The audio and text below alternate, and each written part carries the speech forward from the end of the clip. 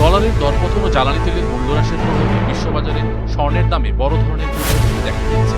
টানা ৩ কার্যদিবস দরবৃদ্ধির মধ্যে আন্তর্জাতিক বাজারে স্বর্ণের দাম ১ লাফে গেল ১ মাসের সর্বোচ্চ পর্যায়ে পৌঁছেছে।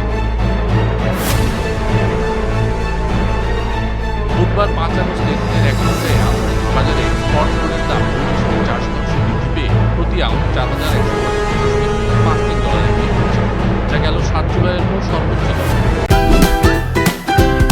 Optical brightener photo catalyst active granule সমৃদ্ধ বসুন্ধরা পাওয়ার ওয়াশ, ঝলমলে কাপড়ে ফুরফুরে মন।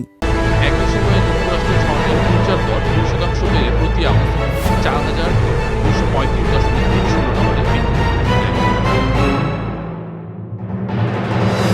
বাজার বিশ্লেষকরা বলছেন, মার্কিন কেন্দ্রীয় ব্যাংক ফেডারেল রিজার্ভের সুদের হার সংক্রান্ত সিদ্ধান্ত থেকে বিনিয়োগকারীরা যুক্তরাষ্ট্রের কর্মসংস্থান প্রতিবেদনের দিকে সতর্ক নজর রাখছে। তবে মার্কিন ডলার দুর্বল হওয়ার পাশাপাশি অপরিসীম তেলের দরপতন মূল্যস্ফীতি সংক্রান্ত উদ্বেগ কিছুটা প্রশমিত করায় ধাতব বাজারে জোরালো অবস্থান দেখা দিয়েছে।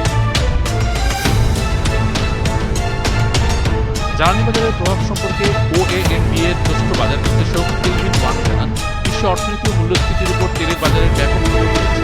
ফলে তেলের বাজার ও ভূরাজনৈতিক